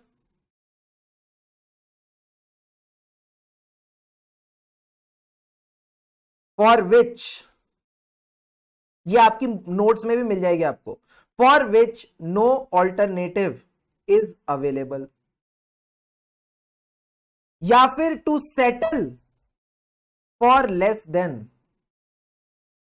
persuasive audit evidence. यही बात मैंने आपको इनहेरेंट लिमिटेशंस में भी बताई थी, to settle for less than persuasive audit evidence. Clear है? तो ये डीटीसी के 3 कीवर्ड्स आपको ध्यान रखने हैं। क्या क्या कीवर्ड्स हैं? Difficulty, time and cost. It is not a valid basis to omit your audit procedure, अगर कोई ऑल्टरनेटिव अवेलेबल नहीं है, या फिर to settle for less than persuasive audit evidence. Clear है बॉस? क्लियर है सर। तो अब आते हैं सर टाइमलीनेस ऑफ रिपोर्टिंग। ये आपको मैंने ऑलरेडी बता दिया। Relevance of information, thereby its value tends to diminish over a period of time. तो आपको एक बैलेंस स्ट्राइक करना है between the reliability of information and its cost. अब आता है सर फोर्थ पॉइंट। ये पॉइंट अभी शायद आपको उतना ना समझे, बट स्टिल लेट्स ट्राई। ये कहता है कुछ ऐसे मैटर्स हैं जहां पे मटीरियल मिसस्टेटमेंट छूटने के चांसेस ज्यादा हैं, यानी द रिस्क ऑफ, आप ऐसा कह सकते हो ऑडिट रिस्क, जो ऑडिटर की रिस्क है of not detecting the material misstatement, it is the highest. Sir क्या लगता है कौन से मैटर्स होंगे? सोच के बताओ, बिना चीटिंग करे बताओ कहां आपको लगता है मटीरियल मिसस्टेटमेंट होने के चांसेस ज्यादा है। पहला पॉइंट दूंगा, सारे पॉइंट उसी से हो जाएंगे। सर क्या बात कर रहे हो? सर्टेन असर्शंस और subject matters potential effects of ILA to detect the material misstatement are significant, यानी इन एरियाज में मटीरियल मिसस्टेटमेंट छूटने के बहुत चांसेस है। सर पहला एरिया है फ्रॉड। क्या बात कर रहे हो? हाँ, अच्छा फ्रॉड में भी इधर देखो, इधर मत देखो, इधर देखो। जो फ्रॉड है, कौन से फ्रॉड में पकड़ने के चांसेस, ना पकड़े जाने के चांसेस ज्यादा होंगे? एक फ्रॉड अगर किसी इंप्लॉय ने किया, वो तो सीनियर मैनेजमेंट पकड़ लेगी। एग्री करते हो नहीं करते हो? करते हैं सर। अगर कोई छोटा इंप्लॉय फ्रॉड करेगा तो सीनियर मैनेजमेंट पकड़ लेगी सर। तो अगर कोई फ्रॉड सीनियर मैनेजमेंट करे तो कौन पकड़ेगा? यानी फ्रॉड इन्वॉल्विंग सीनियर मैनेजमेंट। क्या ये बात समझ आई? हाँ सर। प्लस एक अकेले बंदे ने फ्रॉड किया तो पकड़े जाने के चांसेस ज्यादा है, बट यही अगर मैं कहूं एंटिटी का सप्लायर, एंटिटी का परचेजर, एंटिटी का अकाउंटेंट और एंटिटी का ट्रेजरी वाला पर्सन जो कैश को डिसबर्स करता है, ये सब मिले हुए हैं, क्या फ्रॉड पकड़ पाओगे? क्या तुम फ्रॉड पकड़ पाओगे क्या? मैंने कहा सिर्फ अकाउंटेंट ने फ्रॉड किया होता तो सब पकड़ लेते इसको आके, बट यहां पे एंटिटी का जो सप्लायर है, जो परचेजर है, जो अकाउंटेंट है और जो ट्रेजरी वाला बंदा है, सब के सब मिले हुए हैं। क्या इस फ्रॉड को तुम पकड़ पाओगे? जल्दी से बताओ। Will you be able to catch this fraud? 30 mark. हाँ 30 मार्क, हाँ 30 मार्क, हाँ 30 मार्क। हाँ once upon time in La La Land, किसी की भी बस की नहीं है टू कैच दिस फ्रॉड। तो ये फ्रॉड कोई नहीं पकड़ पाएगा अगर यहां पे कॉल्यूशन है। सर कॉल्यूशन मतलब ढेर सारे लोग मिले हुए हैं। तो अगर ये सीनियर मैनेजमेंट या कॉल्यूजन वाला फ्रॉड है तो कोई नहीं पकड़ पाएगा। अब दूसरी चीज, मेरी शक्ल देख के, मेरे से आज मिलके, क्या आप मेरे रिश्तेदारों के नाम बता सकते हो? जल्दी से बताओ, क्या आप मेरे रिश्तेदारों के नाम बता सकते हो? The answer is no. कैसे बताओगे? मेरे को देख के तुमको कैसे पता चलेगा मेरे रिश्तेदार कौन है? कोई ऐसा तो नहीं होता ना फेस स्कैन किया तो सारे रिश्तेदार आ गए, नहीं सर। ऐसे ही कंपनी के साथ है। अगर मैं किसी कंपनी का ऑडिट कर रहा हूं तो मुझे कैसे पता इसकी कौन कौन रिलेटेड पार्टी है? और अगर रिलेटेड पार्टी कोई छूट गई तो इंड AS 24 बुरा मान जाएगा, AS 18 बुरा मान जाएगा। सर ये कौन कौन से AS और इंड AS बोल रहे हो? अरे तुमने पढ़े होंगे ना, AS 18 इंटर में पढ़ा, Ind AS 24 I hope CA final में पढ़ा। अब ये दोनों कहते हैं जितनी भी रिलेटेड पार्टीज हैं उनका आपको डिस्क्लोजर देना है। और रिलेटेड पार्टी ना कई बार छूट जाती है। सपोज एंटिटी ने किसी के साथ कोई अरेंजमेंट किया, उस अरेंजमेंट का डॉक्यूमेंट आपके पास है ही नहीं। अब जब तक आपको उस अरेंजमेंट के बारे में नहीं पता, उस रिलेटेड पार्टी के बारे में नहीं पता, अब रिलेटेड पार्टी के बारे में नहीं पता तो फाइनेंशियल स्टेटमेंट में नहीं है। अगर नहीं है तो it is a material misstatement, तो अगेन वो ऑडिटर से छूट सकती है। So the next point would be existence and completeness of related parties, existence and completeness of related party relationships and transactions. Is this part clear to all of you? So yeah, that was the point कि कई बार related party की existence and completeness हमसे as a auditor छूट सकती है, and इसी वजह से रिलेटेड पार्टी जो भी ट्रांजेक्शन्स होती हैं, जो भी related party relationships and transaction है, इनकी अगर डिस्क्लोजर छूट गए तो it can lead to a material misstatement, that's why it is also a part of this other matter. अच्छा अब एक बात और बताओ, एक एंटिटी पे कितने लॉज एंड रेगुलेशन लगते हैं? हमको क्या लगता है ना, हमको क्या लगता है, एक minute, so yes my question to all of you, इधर देखो, हाँ ऑल गुड। एक एंटिटी पे कितने लॉज एंड रेगुलेशन लगते हैं? क्या एक ही लॉ लगता है? सपोज एक कंपनी है तो क्या उसमें सिर्फ कंपनीज एक्ट लगता है? मैंने कहा नहीं, इनकम टैक्स पे करने के लिए इनकम टैक्स एक्ट भी लगता है। अगर वो लेबर रखती है तो लेबर के भी लॉज लगेंगे, ईएसआई लगेगा, ईपीएफ एक्ट लगेगा, प्लस वो इन्वायरमेंट को खराब ना करे तो इन्वायरमेंट प्रोटेक्शन एक्ट भी लगता है। बहुत बढ़िया सर। और सर क्या लगता है? कॉन्ट्रैक्ट एक्ट भी लगता है, सेल ऑफ गुड एक्ट भी लगता है। यानी इतने सारे जितने भी वर्ल्ड में एक्ट्स हैं, सारे एक्ट्स एक एंटिटी को मोटा माटी एप्लीकेबल हो जाते हैं। तो क्या आप हर एक एक्ट की कंप्लायंस चेक कर सकते हो? सर इतना टाइम है ही नहीं हमारे पास कि हम हर एक एक्ट की कंप्लायंस चेक करें। और अगर किसी एक्ट की नॉन कंप्लायंस हो गई तो वो भी पता करना बड़ा मुश्किल है, अनलेस उसकी पेनल्टी का जो डॉक्यूमेंट है वो आपके हाथ लग जाए। तो अगर कोई नॉन कंप्लायंस है, if there is a non compliance with any law or regulation, ये पकड़ना भी काफी टफ हो सकता है। And last point is talking about the going concern. तुम चार्टर्ड अकाउंटेंट हो या ज्योतिषी? सर हम चार्टर्ड अकाउंटेंट हैं। तो हमको कैसे पता कि entity will be continuing to continue as a going concern? ये एंटिटी चलती जाएगी चलती जाएगी चलती जाएगी, इसको कोई रोक नहीं पाएगा। It is very tough to comment upon an entity is going concern. So that is the point you need to understand. मैं आज की डेट में बता सकता हूं फाइनेंशियल स्टेटमेंट सही बने हैं कि नहीं, उन पे मैं रीजनेबल एश्योरेंस दे सकता हूं, बट मैं आगे का अनुमान नहीं लगा सकता कि ये एंटिटी चलती रहेगी। कल को कुछ भी गड़बड़ हो गई तो एंटिटी का गोइंग कंसर्न खतरे में आ सकता है। So there can be some future events and conditions that can cause an entity to cease to continue as a going concern.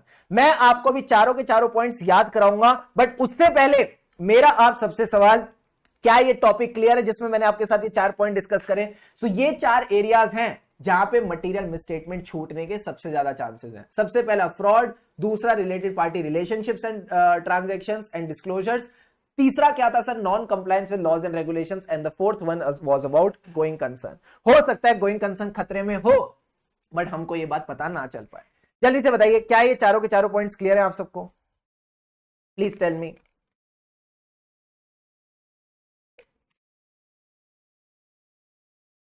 Come on everyone, full energy. All right, done done done done, perfect, yes sir. चलो अब याद करते हैं, अब याद करते हैं, ध्यान से समझना। सबसे पहला पॉइंट आपको याद रहेगा फ्रॉड। हाँ सर, फ्रॉड तो याद रहेगा कि फ्रॉड पकड़ना मुश्किल ही नहीं, नामुमकिन है, ऑलमोस्ट नामुमकिन के बराबर है। यस। अब ये जो एंटिटीज हैं, ये जो एंटिटीज हैं, नटखट नटखट एंटिटीज, ये फ्रॉड अकेले अकेले कर रही है किसी के साथ? सर किसी के साथ। जिसके साथ मिलके ये फ्रॉड करती है ना, उस पार्टी का नाम क्या है सर? Related party. ओ अच्छा, अगर मैं फ्रॉड कर रहा हूं रिलेटेड पार्टी के साथ, is it a compliance with the laws and regulation और अ non compliance? Sir it is a non compliance, it is a share non compliance. और जब मैं नॉन कंप्लायंस करूंगा with the laws and regulation, इतनी भारी penalty लगेगी, इतनी भारी पेनल्टी लगेगी कि मेरा क्या खतरे में आ जाएगा? जल्दी से बताओ, क्या खतरे में आ जाएगा? सर आपका गोइंग कंसर्न ही खतरे में आ जाएगा। क्या चारों के चारों पॉइंट दिमाग में बैठ गए? हाँ। फ्रॉड किसके साथ? Related party. कंप्लायंस है नॉन कंप्लायंस? Non compliance. और नॉन कंप्लायंस किया तो इतनी भारी पेनल्टी लगेगी कि गोइंग कंसर्न ही खतरे में आ जाएगा। Giving you 1 minute, quickly learn these 4 points. Giving you 1 minute, quickly learn these 4 points. Your time starts now. देखते हैं कौन सा बच्चा फर्स्ट आता है। यही चारों बातें बस आपने दिमाग में रख के चलनी है। One of the very important topics from CA final point of view. जल्दी से बताओ।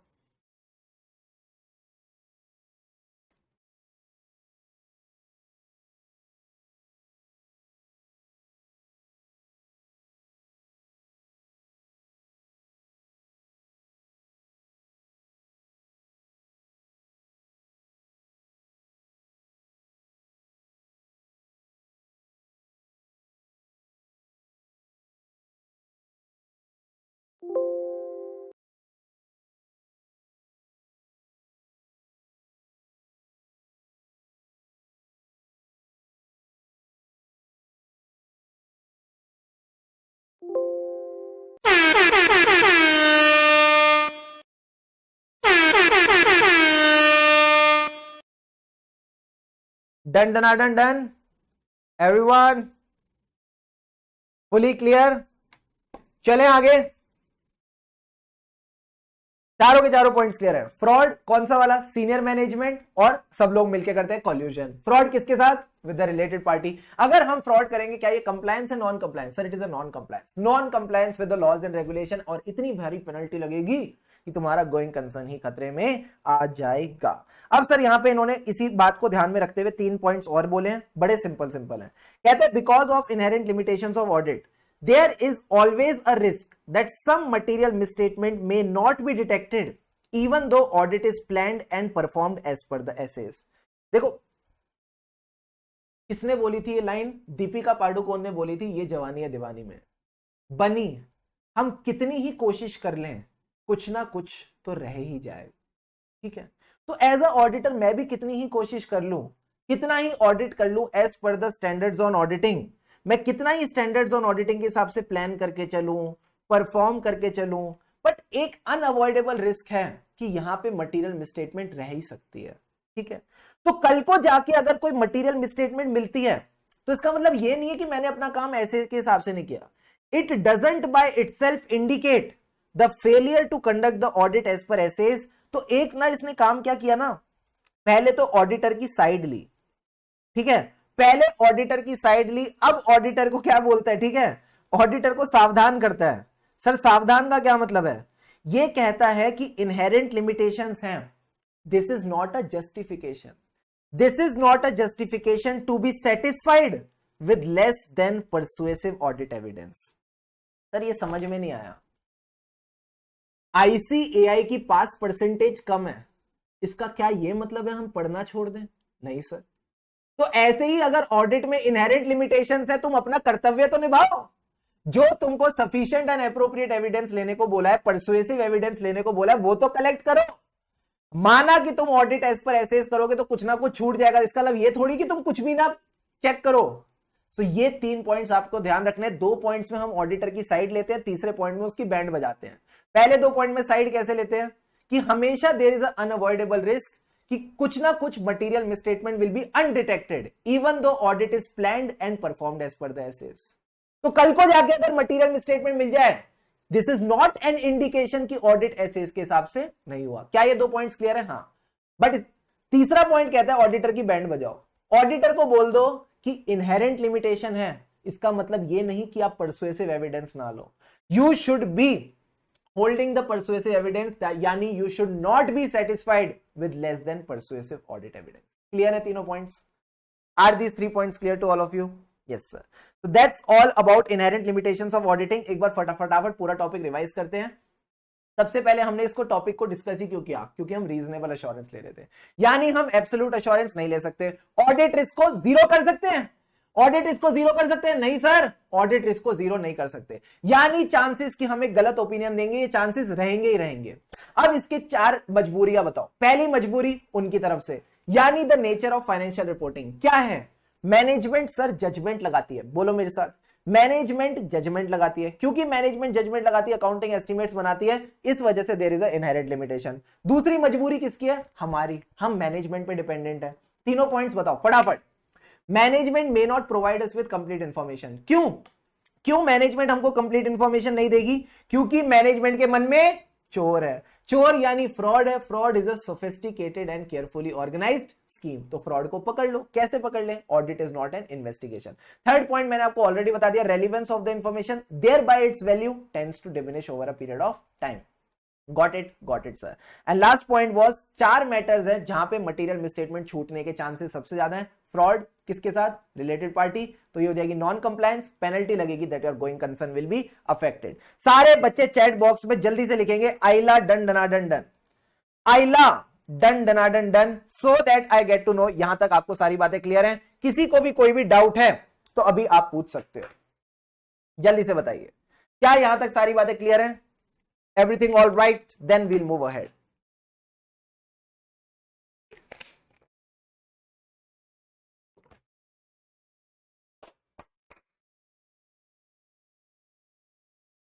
शाबाश शाबाश शाबाश। आयला D D D D D, very very good. अब सर ऐसा कर दो, हमको ना एक बढ़िया सा क्वेश्चन करा दो, हमको एक बढ़िया सा क्वेश्चन करा दो। अगर आप हमको एक बढ़िया सा क्वेश्चन करा दोगे तो हमको मजा आ जाएगा। मैंने कहा बहुत ही बढ़िया, बहुत ही बढ़िया। तुम बोलो मैं ना मानू, ऐसा हो नहीं सकता। आओ मैं तुमको आइला वाला क्वेश्चन कराता हूं, नेक्स्ट लेवल फील आ जाएगी। इधर आओ।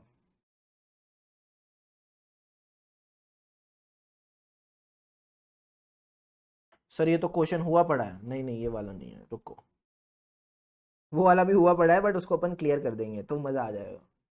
क्लियर पेज, देखो नहीं हुआ हुआ। तो यहाँ भी हुआ हुआ है, नहीं ये भी नहीं हुआ हुआ। चलो डन। अब आ जाओ मेरे साथ। सबसे पहले क्वेश्चन नंबर 1 देखते हैं। सारे के सारे बच्चे आ जाओ मेरे साथ।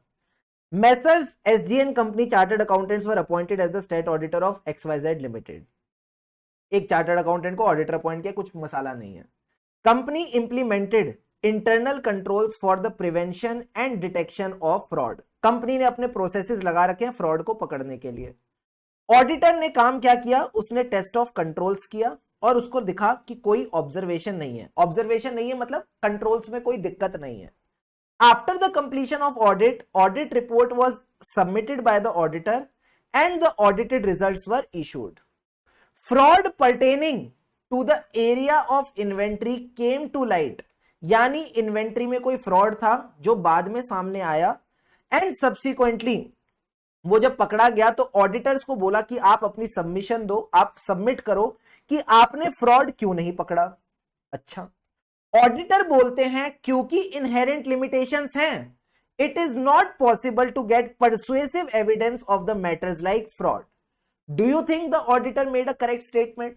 Before I ask you that the auditor made a correct statement, सारे बच्चे मुझे एक बात बताओ, आप इन्वेंट्री को लेके क्या सिर्फ कंट्रोल टेस्टिंग करना काफी है?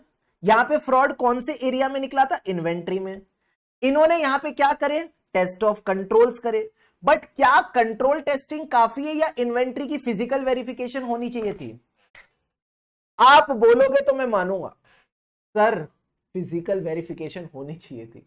यहां पे सिर्फ टेस्ट ऑफ कंट्रोल काफी थोड़ी है। क्या टेस्ट ऑफ कंट्रोल से उसको persuasive, sufficient and appropriate evidence मिला? The answer is no. हम सब ने सीए इंटर में पढ़ा है, क्या 501 करके एक ऐसे था जो कहता था फिजिकली आपको प्रेजेंट होना चाहिए, अटेंडेंस देनी चाहिए एट द इन्वेंट्री काउंट। हाँ सर, ऑडिटर ने तो काम किया ही नहीं है तमीज से, और फिर नलायकों वाली बातें कह रहे इनहेरेंट लिमिटेशन है तो मैं नहीं पकड़ पाया। तो क्या ऑडिटर ने करेक्ट स्टेटमेंट दिया? The answer is no. तो वही 3 बातें आपने वापस लिखनी है जो मैंने आपको पहले बताई थी। सर क्या क्या बताया था, देखो ध्यान से। सबसे पहले तो ऐसे 200 का रेफरेंस आएगा, SQC 1 का रेफरेंस अभी आप इग्नोर कर सकते हो। कहता है इनहेरेंट लिमिटेशंस ऑफ ऑडिटिंग की वजह से there is a unavoidable risk. मैंने आपको कहा था ना 2 बार ऑडिटर की साइड लेंगे, तीसरी बार उसकी बैंड बजाएंगे। तो there is a unavoidable risk that some material misstatements may not be detected even though audit is done as per the standards on auditing. तो कल को जाके अगर कोई मटेरियल मिसस्टेटमेंट मिल जाए तो ये मत कहना कि हमने ऑडिट एज पर एसेस नहीं किया। Subsequent discovery of the material misstatement resulting from fraud or error does not indicate the failure to conduct audit as per SAS। अभी पहले 2 पॉइंट में हमने क्या किया? ऑडिटर की साइड ली। शाबाश सर। अब इसकी बैंड बजा दो। सर बैंड कैसे बजा दें? However, inherent limitations is not a justification। ये कोई बहाना नहीं है that you are satisfied with less than persuasive audit evidence। अच्छा सर ये कैसे पता चलेगा कि हमारा ऑडिट एज पर एसेस हुआ है? ऑडिट का पहिया याद है? ऑडिट का पहिया याद है? हाउ डू यू चेक कि जो ऑडिटर ने ऑडिट किया वो एज पर द एसेस किया? सर आप ये कहना चाहते हो कि जो ऑडिट प्रोसीजर्स हैं, जो ऑडिट प्रोसीजर्स हैं, अगर ये audit procedure as per SAs होंगे, ये ऑडिट एविडेंस जो कलेक्ट करे ये एज पर एसेस होगा, और जो इनकी रिपोर्ट है ये अगर एज पर एसेस होगी, ये तीनों चीजें एज पर एसेस हैं, तो फिर आपका ऑडिट एज पर एसेस है।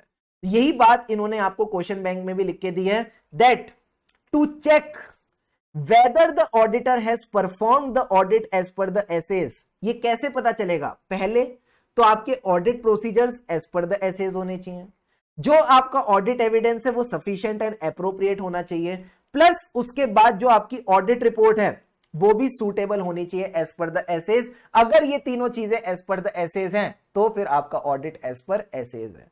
So in view of the above the auditor did not give a correct statement. क्या पूरी बात क्लियर है? हाँ सर। तो हमने सबसे पहले क्या करा, नोट्स में से चीजों को समझा। अब हमने क्वेश्चन बैंक में जैसी क्वेश्चन मिला उसको इंटरप्रेट करके डाल दिया। 3 पॉइंट सिंपल है। पहले ऑडिटर की साइड लो कि क्योंकि इनहेरेंट लिमिटेशंस हैं, देयर इज अनअवॉइडेबल रिस्क कि कोई ना कोई मटेरियल मिसस्टेटमेंट छूट ही जाएगी।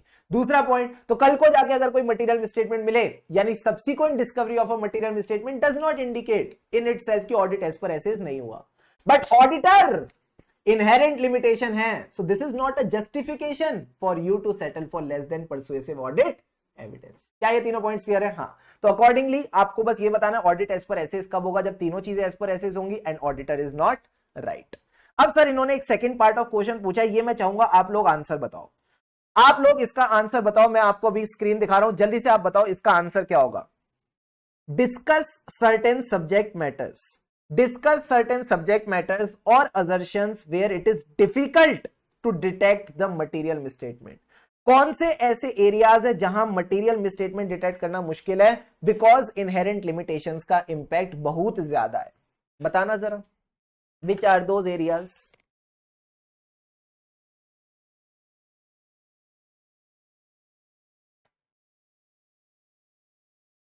देखते कौन पकड़ता है।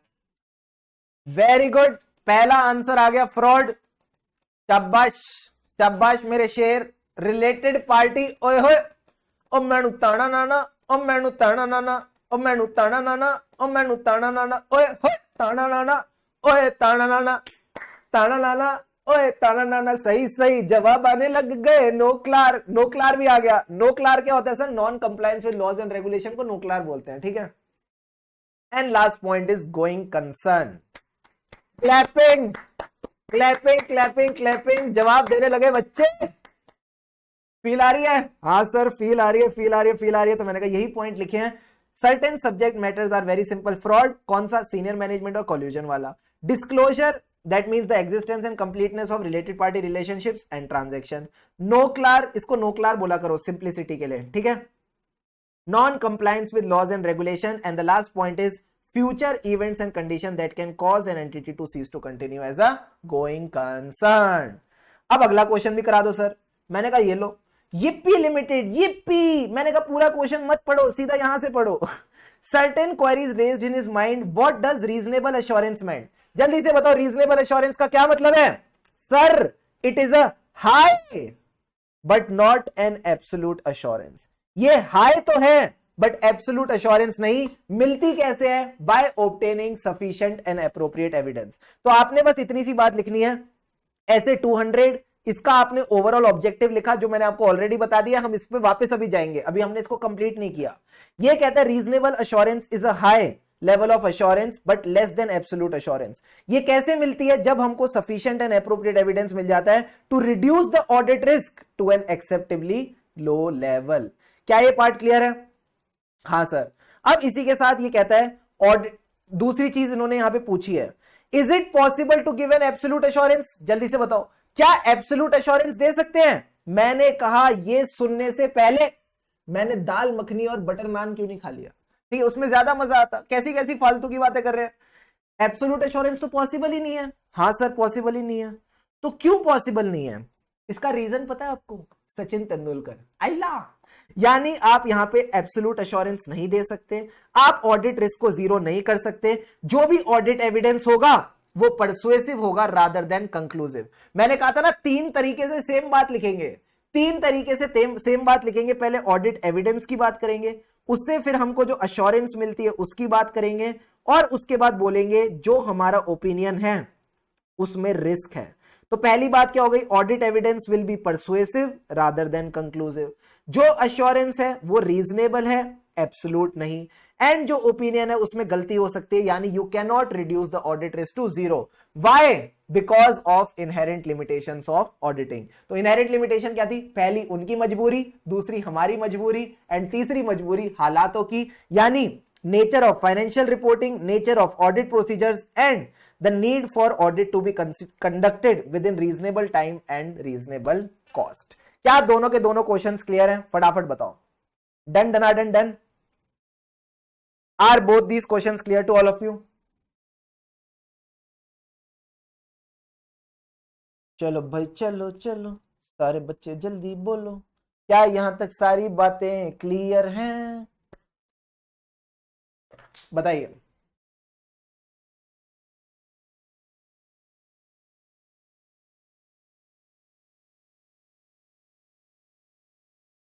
फटाफट पानी के दो दो घूंट लगा लो, 10 मिनट और उसके बाद मैं आपको ब्रेक देता हूं। जल्दी से पानी के दो दो घूंट लगाओ और लिखो ready in the chat box. Get set go.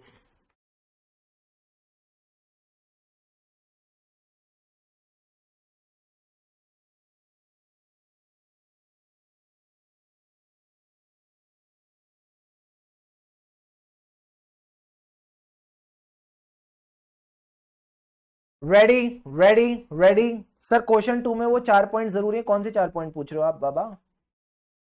कौन से 4 पॉइंट पूछ रहे हो आप बाबा? अरे हाँ लिखेंगे ना, वो 4 पॉइंट कौन से, वो ना आपको लिखे नहीं इन्होंने, ठीक है? अगर आप चाहो तो वो अदर मैटर्स वाली बात भी लिख सकते हो, they have ignored that in the question, but yes you can write, कोई दिक्कत नहीं है, ठीक है? ऑल गुड, टन टनाटन टन, सब एकदम बढ़िया। चलो सर आ जाओ आ जाओ आ जाओ, अब आ जाओ मेरे साथ। हम कहां थे? हम कहां थे? हम थे ऐसे 200 पे। Yes sir. अभी हम यहाँ पे ना इसका ओवरऑल ऑब्जेक्टिव समझ रहे थे, अभी तक हमने कुछ भी नहीं पढ़ा। हमने बस इतना पढ़ा कि हमको चाहिए रीजनेबल एश्योरेंस, वो हमको समझ आ गया कि रीजनेबल एश्योरेंस क्यों लेते हैं, किस चीज को लेके, that the financial statement as a whole are free from material misstatement. अभी सर हमको ये भी नहीं पता मटेरियल मिसस्टेटमेंट क्या होती है, तो आओ मैं आपको सबसे पहले ना एक बार मटेरियल मिसस्टेटमेंट ही समझा देता हूं, ठीक है? कि हमको रीजनेबल एश्योरेंस तो समझ आ गया, सफिशिएंट एंड एप्रोप्रिएट एविडेंस लेना, उसमें तो कुछ मसाला नहीं है। हमको ये भी समझ आ गया रीजनेबल ही क्यों लेना है, क्योंकि इनहेरेंट लिमिटेशंस ऑफ ऑडिटिंग है। तो एक छोटा सा टॉपिक और मैं आपको बताता हूं, मटेरियल मिसस्टेटमेंट क्या होता है। मिसस्टेटमेंट समझिए पहले। हाँ सर, पहले मिसस्टेटमेंट समझते हैं, फिर मटेरियल मिसस्टेटमेंट पे चलेंगे। चलो ये बहुत अच्छा हो गया, ये तो बहुत ही अच्छा हो गया। अब आपने खुद ही मुझे समझा दिया कि करना कैसे है, तो फिर हम वैसे ही करते हैं, जैसे जैसे आप बोलोगे वैसे वैसे चलेंगे। तो हमारा टॉपिक है मटेरियल मिसस्टेटमेंट। उसमें हमको सबसे पहले मिसस्टेटमेंट समझना है। एक बार मिसस्टेटमेंट समझा, मटेरियल समझा, तो दोनों समझ आ गए। सिंपल है, सिंपल है सर। तो मिसस्टेटमेंट क्या है? इसको आप बोल दो गलती, मिस्टेक।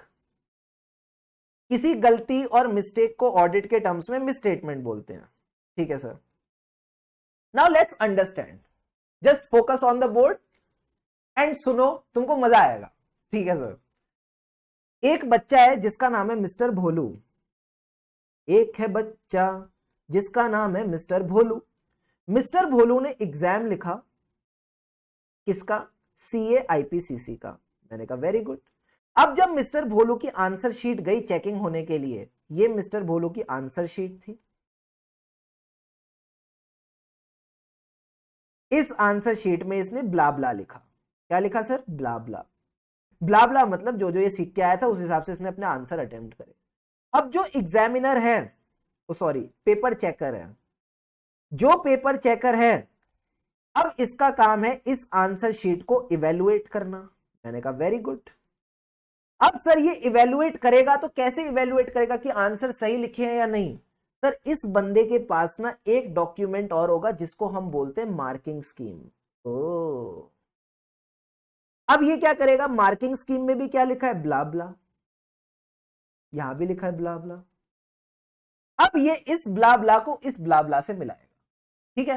क्या करेगा? इस ब्ला ब्ला को इस ब्ला ब्ला से मिलाएगा, देखेगा ये जो आंसर है क्या ये इसके हिसाब से है, ये जो आंसर है ये इसके हिसाब से, ये आंसर इसके हिसाब से, ये ऐसे ऐसे करके मतलब दोनों को मिलाएगा। अब अगर इसमें कोई मिस्टेक निकल रही है, सपोज मान लो इसको कोई मिस्टेक मिली, तो ये मिस्टेक कब मिली? जब इन दोनों के बीच में क्या है? जब इन दोनों के बीच में क्या है? There is a difference. ओ, यानी जो चीज आंसर शीट में लिखी है और जो चीज मार्किंग स्कीम में लिखी है, अगर इन दोनों के बीच में डिफरेंस है, that means there is a mistake by the student, और फिर उसके मतलब नंबर वगैरह कटेंगे। एज अ ऑडिटर तुम भी तो यही कर रहे हो, तुम कौन से एग्जामिनर से अलग हो सर? मतलब यानी एज अ ऑडिटर, अगर मैं ऑडिट की दुनिया की बात करूं, अब ऑडिट की बात ही कर लेते हैं ना, जो आपके फाइनेंशियल स्टेटमेंट्स है वो आंसर शीट है। मैंने कहा वेरी गुड। अब ये जो फाइनेंशियल स्टेटमेंट्स है ये किसके हिसाब से होने चाहिए? इसकी मार्किंग स्कीम को क्या बोलते हैं सर? इसकी मार्किंग स्कीम है, अगर मैं कंपनी के फाइनेंशियल स्टेटमेंट्स की बात कर रहा हूं तो ये शेड्यूल 3 हो सकता है। Very good. शेड्यूल 3 बताता है ना कैसा ढांचा दिखेगा, पीएनएल कैसा दिखेगा, बैलेंस शीट कैसे दिखेगी, नोट्स टू अकाउंट्स कैसे होंगे। Very good. प्लस अकाउंटिंग की गाइडेंस कौन देता है? एएस, इंड एएस देता है। मैंने कहा वेरी गुड। तो ये क्या है सर? ये आपका मार्किंग स्कीम है। अब इस मार्किंग स्कीम को हम एक नाम देते हैं जिसका नाम होता है applicable FRF. Applicable FRF sir, applicable FRF मतलब सपोज कोई कंपनी है तो उस पर शेड्यूल 3 लगेगा, और अगर ये लिस्टेड कंपनी है तो उस पर इंड एएस लगेगा, अनलिस्टेड कंपनी है तो एएस लगेगा। So you have to see which FRF is applicable to you, which financial reporting framework is applicable to you. Now as a auditor I will compare these financial statements with the FRF. क्या ये financial statement FRF के हिसाब से बने हैं? अब अगर इनमें कोई डिफरेंस आया, तो सर उस डिफरेंस को मैं क्या नाम दूं? इसी डिफरेंस को मैं नाम देता हूं miss statement. Is this part clear? Yes sir. And this difference could be related to anything. It could be related to an amount. It could be related to a classification. Sir classification यानी मान लो simple सा, let's keep it very simple, revenue expenditure और uh capital expenditure, current asset और अ non current asset, current liability और अ non current liability, liability और equity. कहीं भी क्लासिफिकेशन की दिक्कत है तो मिस स्टेटमेंट है। ठीक है सर। तो it could be related to the amount, it could be related to the classification, it could be related to the presentation. जिस तरह से प्रेजेंटेशन शेड्यूल 3 कहता है वैसी प्रेजेंटेशन है कि नहीं, and it could be related to the notes to accounts, that is your disclosure. मैं इनको चारों को प्यार से याद रखता हूं। कैसे? ACPD। सारे बच्चे मेरे साथ 5 बार बोलेंगे, difference in the ACPD, difference in the ACPD। जितनी बार बोलोगे उतना ज्यादा याद रहेगा। Difference in the ACPD, difference in the ACPD between what is reported in the financial statement, what is required as per the applicable FRF। तो जो हमारा reported है और जो रिक्वायर्ड है एज पर द FRF, अगर इन दोनों के बीच में डिफरेंस है तो हम इसको क्या बोलेंगे सर? हम उसको बोलेंगे मिस स्टेटमेंट। फटाफट बताओ क्या मिस स्टेटमेंट की डेफिनेशन क्लियर है या नहीं? अगर क्लियर है तो जल्दी से आ जाओ मेरे साथ नोट्स पे।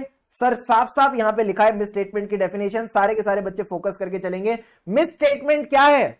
It is a difference, sir difference between the ACPD that is reported in the financial statement and the ACPD, that is the amount, classification, presentation and disclosure required as per the applicable FRF.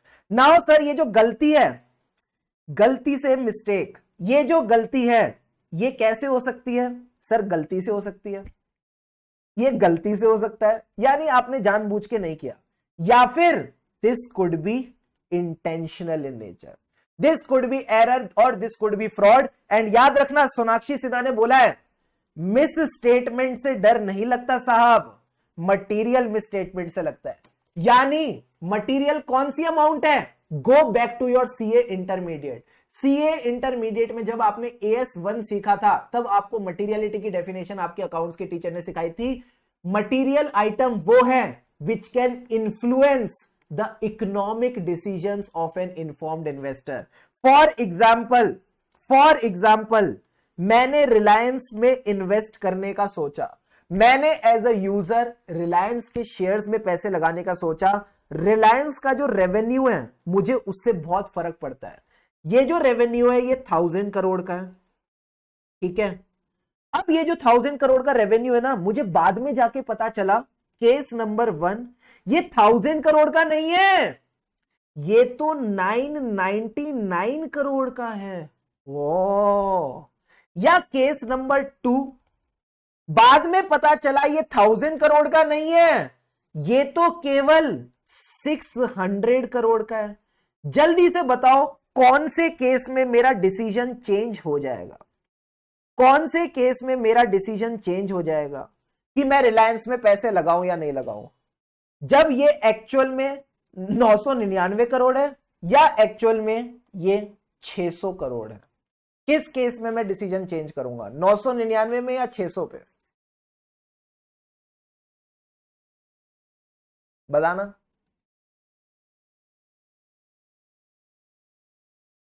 Second case में मैं अपना decision change करूंगा। तो indirectly तुमने बोल दिया कि जो 400 करोड़ की मिस स्टेटमेंट है ये मिस स्टेटमेंट नहीं है, ये मिस स्टेटमेंट नहीं है, ये मटेरियल मिस स्टेटमेंट है।